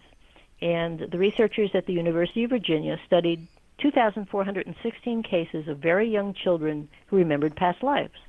They spontaneously started talking about past lives between the ages of 2 and 5, and these memories faded by the time they were between the ages of 6 and 9 years old. Yes. These children often lived in remote villages and gave evidence of memories from people who lived too far away for them to have known the information. In many cases, the previous person's existence was verified, and the children recognized and named relatives and friends. So I found that somewhat interesting as well. Right. Yeah, because it's around age of 7 that we develop that filter. In other words, that we start questioning and deciding that it's just our imagination. The 1 foot in, 1 foot out theory. When you're just entering this world, you have 1 foot in this world and 1 foot in the other side. And when you're just leaving this world, when you're old, you have 1 foot in the other side and 1 foot here. So those are the times when, you're more likely to be able to perceive things. So I found that kind of interesting. I mean, of course, that's just a theory, but an interesting one. I had a guest, which she's a lady. She works in a paranormal group out of Chicago, the Chicagoland area. But, in her other life, she's a hospice nurse, and she had told me that some patients, she's worked with them for years. In other words, it's not like she just came in at the tail end of when they're in the dying process. Right. And she told me, she goes, you know what? I know when they're going to be dying shortly. And I say, how's that? She goes, well, because they will start talking to or saying that they see certain people. And she goes, some of them I already know when they say certain names because I'm familiar with them and their families. Right. That who they're describing or talking about by name is somebody that's already passed away. And she says, and they're coming. They're excited because they're going to have a reunion. And she says, as soon as I hear them start talking that way, I know that they're going to be dying pretty soon. She goes, because they might be sick, but she says partially that clarity that you were describing, and then they either are talking to or about seeing this person or persons that have already passed away. She goes, after having done this for so many years, I know that they're going to be dying. There's a lot of people in healthcare who have quite a perception. I mean, one of the women in my book she works in old age homes, and she loves her patients. And sometimes they come back and give her little signals that they're okay. And she's such a loving person. It's the type of person you'd like taking care of your loved ones, But yeah, it's fairly amazing. I have a really funny story, funny peculiar, I guess. There's of all the people I interviewed, because I interviewed quite a few people for the 2 books. Each book has like 100 stories in it, actually more than 100. Okay. There was only one person who freaked out after she saw what I'd written and said, no, don't include that in your book. And of course I honored it. And I'm not going to tell you this. I'm not going to recite the story she told me, but I can tell you a little bit about her because it's interesting in a generic way. She was a medical doctor, and she worked in a palliative care wing of a hospital, a very well-known, modern, all the bells and whistles hospital. Very well-respected hospital. And she's psychic. She could see people after they passed, as could some of her nurses. And she said to me, the hospital probably wouldn't like people to know this, but once a month we have a priest come in here and help all the lost souls cross over, because if we didn't, it would be really crowded here. I bet. But I mean, think about that. That's an ultra-modern hospital, and they're doing that. Right, and they keep it on the down low. Oh, yeah, they don't want people to find out. Well, and I thought that was fascinating. And I've talked to other people, and I've talked to people that work at hospitals, especially the ones that do the overnight, shifts, which is of course when everything quiets down because there's obviously less people running around. And a lot of people that I've talked to, that they have stories which they say that they see certain things, some of them kind of scary, but that they know that, and I think, I don't know whether it's because sometimes, people are medicated very heavily, or they just slip away and they kind of don't realize that they're dead, kind of thing. Absolutely. Yeah. Um, and If they they kind were of in a are lot of wandering pain. around thinking, why doesn't anybody talk? Why doesn't anybody acknowledge me? And I Yeah, think they're just that's, they're not getting that, and of course, time ceases once you die, so you don't yes, realize if it's a year or 100 years. right. And it's like I guess to some people, especially if you would think, well, how would you not know that you're dead? But you might be just confused. And Well, if like you you don't said, believe in an afterlife, then you wouldn't. There's no reason why you should think yes, you're it's dead, like, yeah, right? exactly. Like, hey, I thought I was, once I took the dirt nap, that's it. I had the lights out. Yeah. My husband can't stand hospitals; they're too crowded. Oh, I You believe it. know, I believe it he most definitely. really. I mean, I went in for a procedure, and my daughter came with me because my husband just couldn't handle it. I Yes. mean, if I'm sure if there was something really important, he would have come with me, but it's not. He doesn't like that environment Well, at all. yeah, because absolutely, you have people that in a hospital that they had suffered a severe accident and they died suddenly, like, or Well, he said he feels all the fear yeah, when of because it's course. a place of fear. Yes. It's not a very warm place a lot of times. I'm not trying to criticize Oh, no, hospitals, no, but absolutely not. let's be honest. It can be scary. You may not understand everything that's going on. People may not be warmly responding to you. Mm-hmm. When you're sick, you need that. Yes. So it's a very antiseptic, white, unpleasant place to be. Oh, So yes. there's a lot of fear, and he feels that fear when he walks in. Even though the people may be gone, their fear can still hang out. Sure. Sure. I say it's almost exactly like most dogs. Going to the vet is a problem because they feel the fear, and they're an animal. But Oh yeah. that's why a lot of animals, or I'm using dogs as an example, are very resistant to, like, as a matter of fact, myself, I know I have that experience, is that once the animal knows where either they scent it or they get there, they're like, I don't want to go in there because they feel the fear, the fear. Yeah. Yeah. They It's not a equate it's it not a to, fun place to that's the be. bad place to go to. Yeah. Well, they also equate it with, oh, I'm going to get shots or I'm gonna whatever. get a shot, Yeah. whatever. They're gonna take poop out of my butt. All the stuff that they do to these poor animals. Oh, the indignity of it all. Indignity of it all. Like I tell, yes, like, and yes, and it's for human beings. I think even if there is that, it's that if you want to call it a psychic imprint or an emotional imprint on the fabric of the place, where it's just repeated over so many versions of it, that, yeah, especially when you have somebody like your husband that's sensitive to it. So I can imagine for him it's like, oh no, no, not there. Oh yeah, I mean, there are places. I mean, one of the things I wrote about in the book, because somebody said, "Well, what's it like living with somebody psychic?" And so I had like a section in my second book about that because I kept getting that whenever I went for book signings. So I said, "All right, let me answer that." In the second book, it's not convenient Right. because one of the places that he oftentimes senses negative feeling is malls. Yes. And we'll be walking in a mall, and he'll turn to me and say, "Gotta go." And if we don't, he'll get physically ill. And I mean, we went into a town one time. The entire town, he got that Wow. feeling. So we drove out of that town. Right. And it was a very upscale town, so it's kind of bizarre. Yeah. But there's certain places where he feels negative energy concentrated, and he Hmm. cannot be around those places. It's not good for him. Well, let's face it.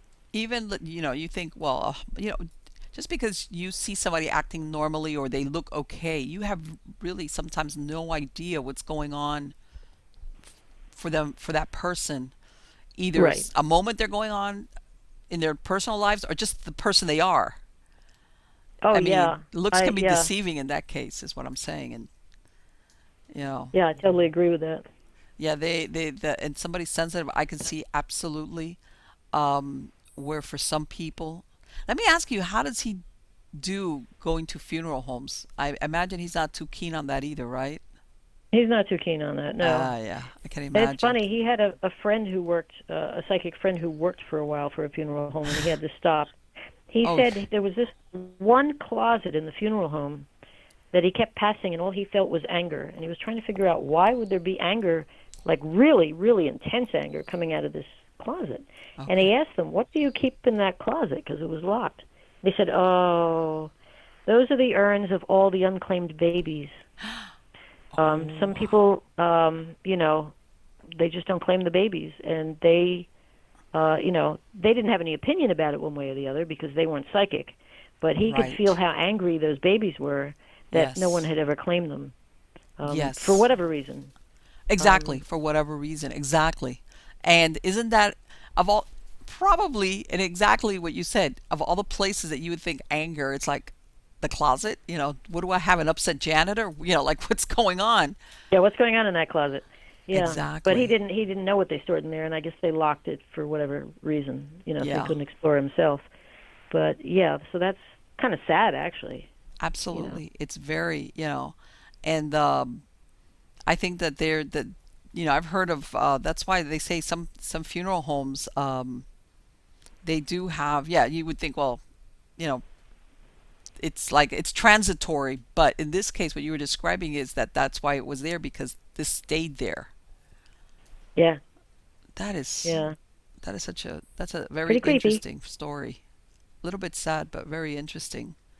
It is Uh, sad, but you don't know. Maybe they couldn't afford to bury the child, or maybe yes. it was so painful that they just, you know, walked away. Who knows? Well, you know what? And one time I was doing a little bit of research on, on these. Well, once upon a time they were called paupers' graves, but it's a cemetery where the medical examiners, when they have remains, sometimes, they have unidentified victims, and in some cases they have people that die with it. Doesn't have to be anything violent, but they just die. But for some reason, the family can't even afford to bury them, and they have cemeteries They have where potted they bury field. them nowadays. What they I want to say there's different locations have different rules. Like I think in LA they hold them for like the bodies for like 3 years and then they cremate them and then they bury them like in the equivalent of a pauper's grave. But Okay. yeah, that happens quite a lot. That Yeah. there's just no, and in some cases, sometimes they even have victims. They have no idea who this person is. Um, Whether it was a person that was a victim of a violent crime, or sometimes people die and they don't have any good ID, or they don't have any nobody to come and say, yeah, that's so and so. So luckily, if you want to look at it that way, sometimes now with DNA, you might be able to track a deceased relative years later, but throughout the years, a lot of times,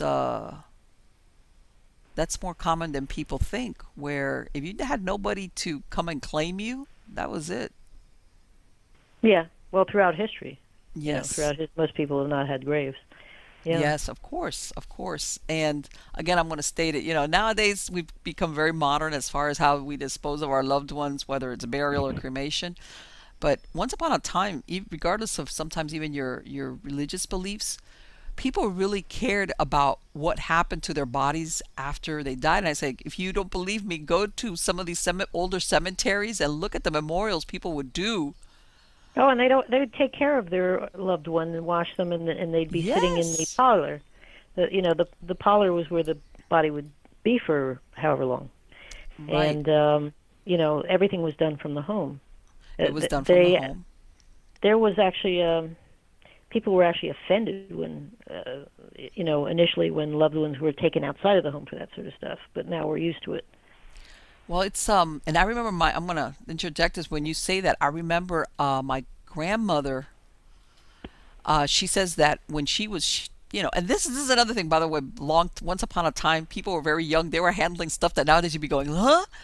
And she was, I want to say in her early 20s, but she was already married and had my mom and my aunt. They were little kids, and she had a neighbor who was also a young lady, and she was very sick. I can't remember if she said that the girl had tuberculosis, because I want to say this had to have been around maybe the 1930s when Yeah, it was pretty TB was common in still those kind of days. like Yeah. But I remember her telling me that this lady asked her, "Look, I'm going to ask you as a favor. Can when I pass away, I'm going to leave my clothing out." She was married, but I guess her husband wasn't going to handle it. Who knows? Can you come over and can you dress me, get me ready for burial? And my grandmother did it, and it wasn't like, oh my God, like a horrific thing. It was something that No, people do that all the you time. did it. That was how it was done. Yeah. Yeah. It, it's I'd like to just kind of change direction a little bit because Okay. there's one experiment I wanted to share with you that I thought was kind of fun and maybe less gloomy. Um, this is something about the power of intention, which I Hmm. find very interesting, and we've kind of talked a little bit about that earlier. Yes. But I like this because it's a scientific double-blind experiment that they did on the power of intention, and this was done in China, but also Dean Radin, who you may be familiar with. He's written a lot of books on paranormal. He was involved with it. And basically, what they asked in the study is one of the major ingredients in your mother's homemade chicken soup her loving intentions? Is that what makes you well? So they set out to assess that possibility with a double blind scientific study of Uh-huh. 189 adults from Taiwan. But instead of chicken soup, the volunteers were given two types of tea to drink over a 3-day period. One Okay. type of tea was treated, in other words, blessed, by Buddhist monks with good intentions. And the other was left untreated. There was nothing wrong with it. It just didn't receive all the blessings. Uh-huh. So the participants didn't know which tea they were receiving. And here are the results. The tea treated with good intentions improved mood more than ordinary tea derived from the same source. So everyone who was drinking the tea that had the good intentions had a much higher mood.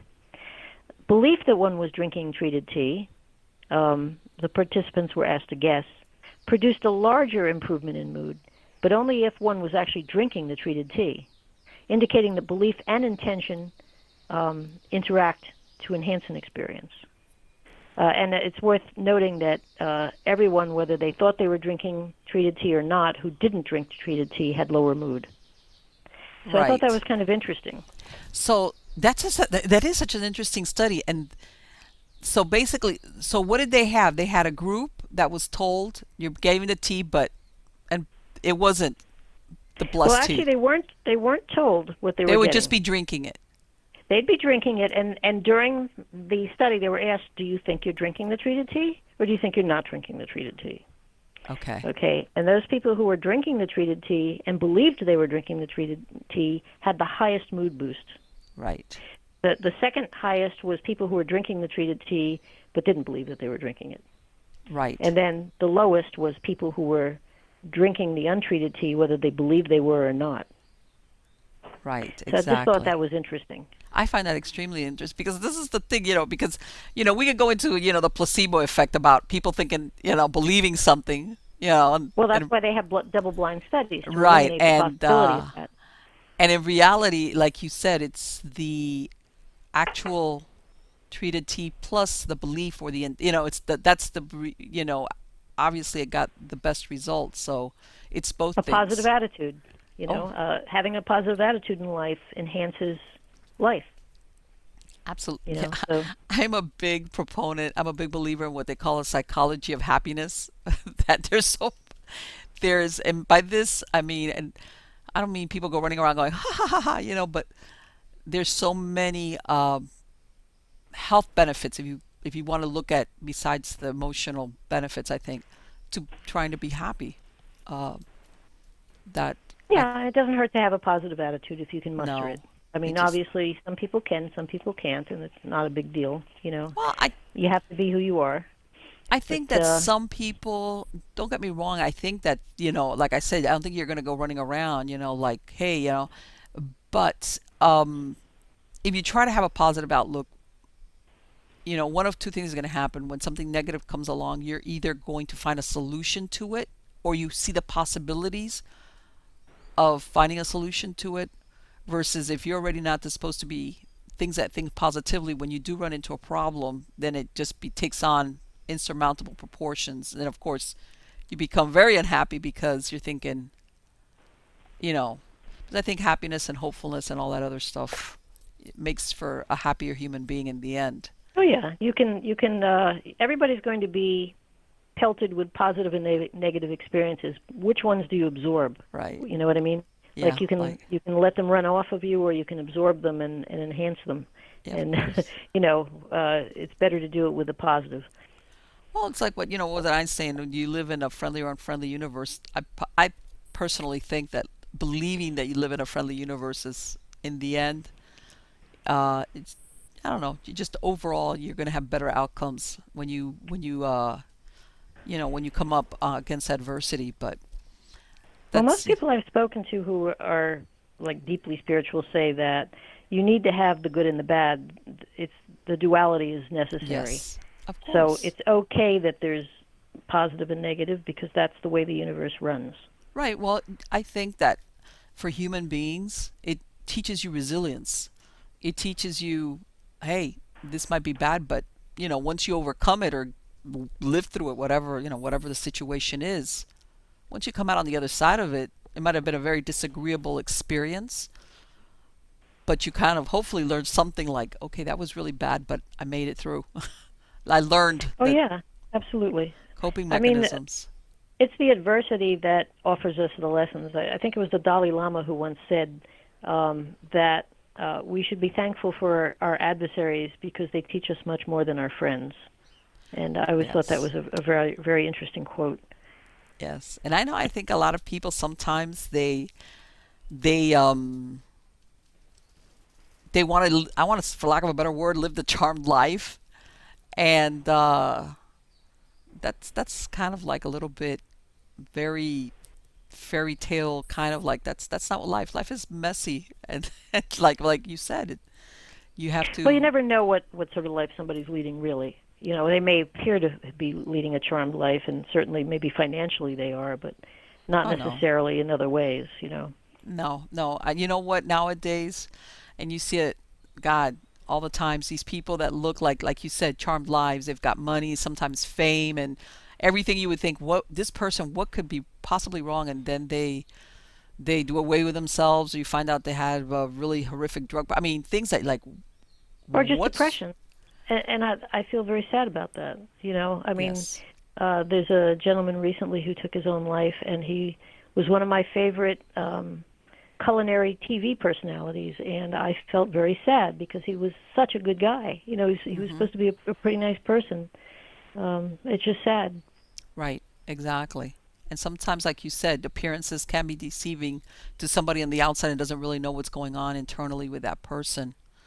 Yeah. Um, and I think sometimes also things that people take with them that don't get resolved, and it just gets, once, I guess it becomes overwhelming, and they just don't think that they're going to, they don't want to, they stop trying, I guess, is for lack of a better word. I mean, there's a lot of things that lead to somebody doing that to themselves, but yeah, I mean, there could be a lot of factors going into that.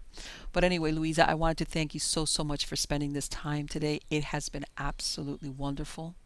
I have Okay, I've enjoyed been it. Thank showing you. slides of the covers of both of your books, and also, I imagine that anybody wanting to get more information about your books, they can go to your website, which it was is psychicbystander.com. Is that correct? Yes, and if I may say, in Sure. addition to both of the books having more than 100 stories of everyday people, Mm-hmm. the first book also has the history of a lot of different psychic phenomena, so that you can see that it actually goes back through the millennia. And the second book has a lot of scientific studies that have been done on, paranormal uh, experiences. And I thought it was kind of interesting to have the mix of people's Sure. stories with a little bit of information throughout. Absolutely.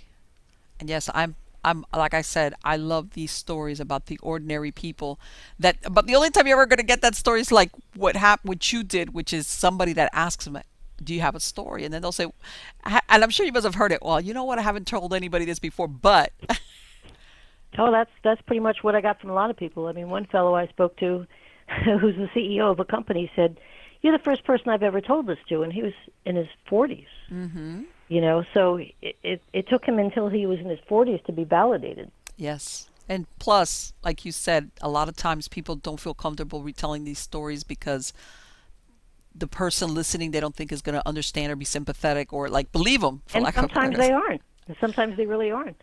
And So that makes you feel pretty lousy. yeah, So, of course. It's like, yeah. man, I don't want this person to look at me like, oh yeah, all right, you crazy person, you. Yep. But again, Louisa, thank you so much. It's been wonderful.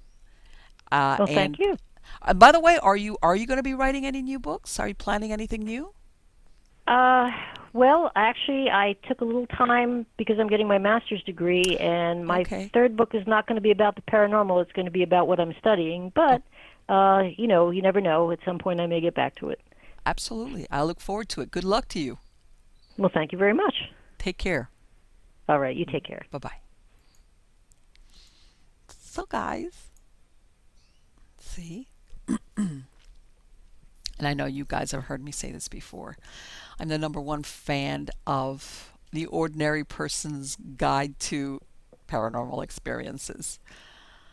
Because, like I said, sometimes people have just one time, this one event happen to them. And that's all it takes for them. And then you have people who spend a lifetime on and off having these things happen to them. Either like because the person is like Louisa's husband, they're psychic, and even though they don't really go looking for it, it happens to them. Um, and these people, unless they run across a writer, like let's say like Louisa, that asks them that specific question, they don't talk about it. Maybe they might have told family members, depending on how if their family is receptive about it. Because believe it or not all families are receptive, either because of religious beliefs or because lack of religious beliefs. Are like no, we don't believe in that. So they kind of kept them themselves, and they talk about some things that are fascinating or some events that are like and by the way, not only because of, let's say, the ghost story, for example, what she described with that lady who had that premonition that something was in Philadelphia that was going to happen at that club. She had that dream, and luckily she probably, I think maybe she thought, what's the worst that could happen? I get everybody out of this club and nothing happens. Okay, but she believed in it strongly enough that she got everybody, including her husband, out of there, even though he wanted his last beer. Which, you think about it, if he would have stayed for that last beer, her dream would have been fulfilled. It would have been. So it's, the paranormal or things like this doesn't necessarily surround like ghost stories. It has to do with people listening to their intuition and not poo-pooing it. Um, and how can I say? I think that sometimes people get confused, like, if you have premonitions or you have intuition, you go around in your life like, how do I feel about this thing? It's like, I think that you don't live life like that. Sometimes you're going to have to, hey, you're going to have to make decisions. You're going to have to do things with no premonition. And some things are going to turn out to be wise choices and others mistakes. That's the human condition. But then when you have, I think, situations like this where you're talking extreme peril, and I've talked about this before. You hear all these stories of people that say, "Oh, I didn't get on the plane." That very similar stories to what she described. People having these premonitions, heeding them, and avoiding death or very serious injury. But I'm thinking to myself, can you imagine all the people that had these premonitions and didn't pay attention to them? There's nobody to tell the story. Sometimes you will have it. I've heard about them where a family member or a spouse will say, you know what, that person a week ago, they told me they either had a dream or they had a very bad feeling about this event or this trip, whatever. And they dismissed it and they went, and I wish they had paid attention to and not have gone or done whatever. But a lot of people, they feel foolish. No matter how strong that feeling is of like, don't go there, don't do that, whatever, they dismiss it. And of course, how do you quantify that? If they lost their lives in it, They can't come back and say, you know what?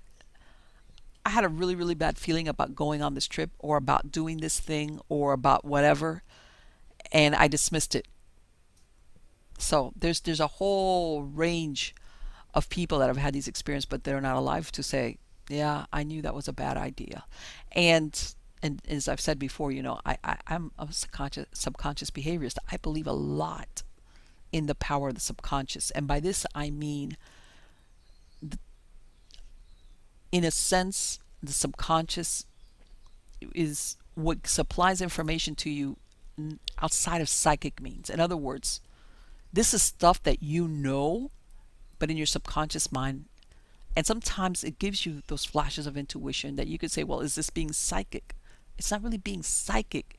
It's that your subconscious is picking up on signs, on things that turn into dreams, hey, be careful, don't go there, don't do that, that you think.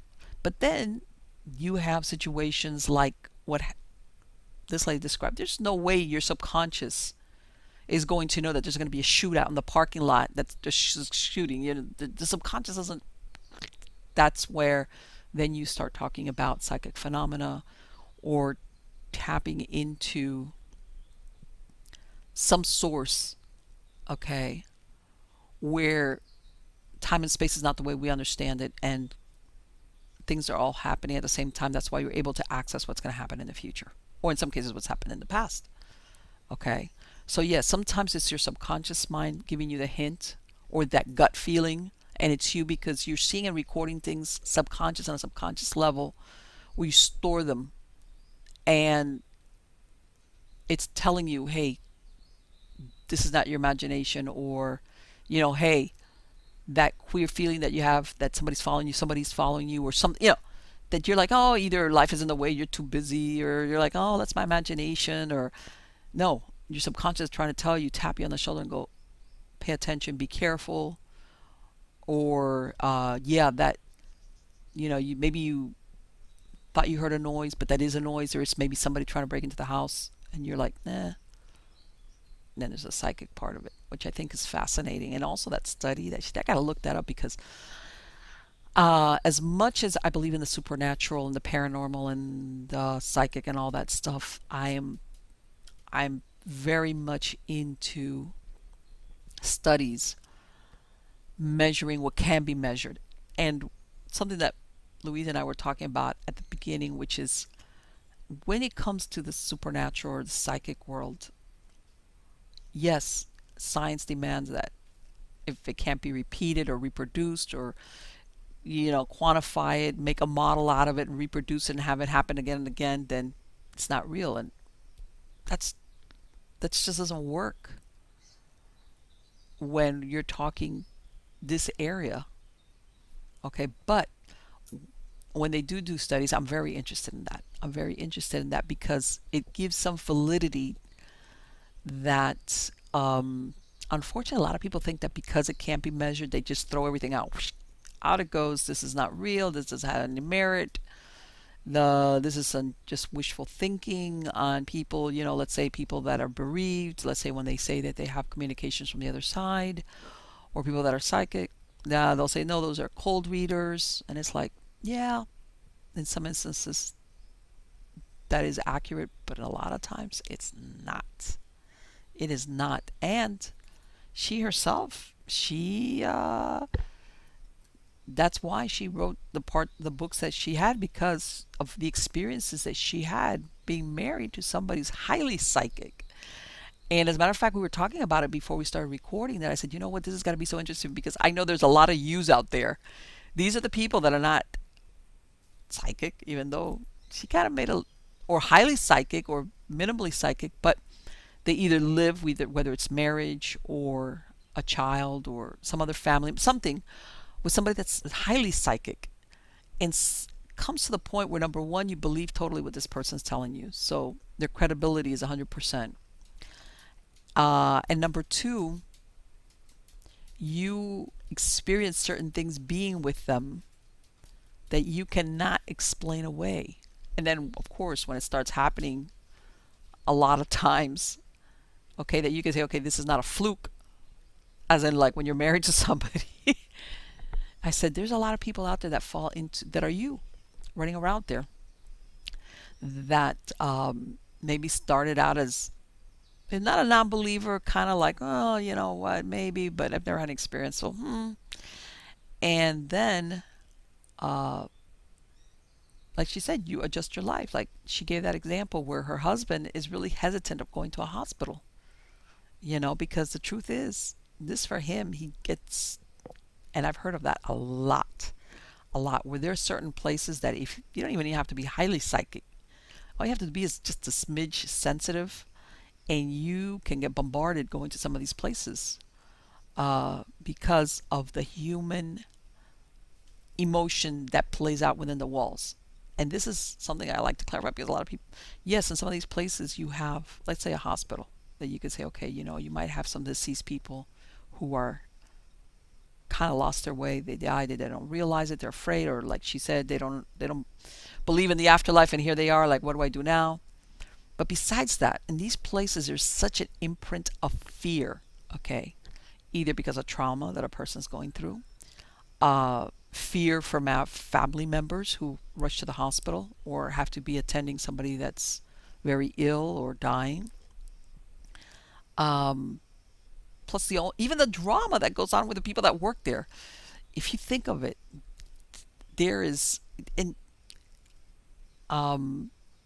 there's so much of an emotion laden into these walls of these places that I can see how anybody that, like I said, all you have to be slightly sensitive is like, I really don't want to be there. I don't want to go there. Or being there after a while makes me really uncomfortable or makes me really sad when I really don't feel sad. And it's because, not because there's an active haunting. That's beside the point. It's just that there's the walls, the metaphysical walls, if you want to think of it, are laden with this emotion. And the reason, I guess the point of it is, sometimes we have to be really careful when we go to some of these places. I even tell people, if I were you, if you have to go, because come on, it's inevitable. I urge some people, I would carry a small smudge stick and I would smudge myself just to take away some of these negative, energies. It's like, stay there, I don't want to go home and feel sad or helpless or depressed or ill. Because you do hear of people that even take on, in some cases, the symptoms of certain people there. It's like, nope. Funeral homes, the same thing. I had a good friend of mine, police officer. Sometimes you come in contact almost on a daily basis with some very unpleasant situations and unpleasant people. And my advice was, carry a small smudge stick with you. And it helped. And this person was pretty objective about giving me feedback on what the difference was when they started smudging before and after.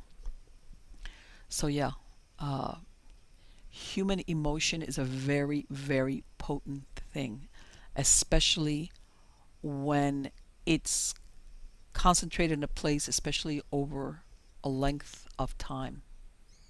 Okay? It's like, it's inevitable.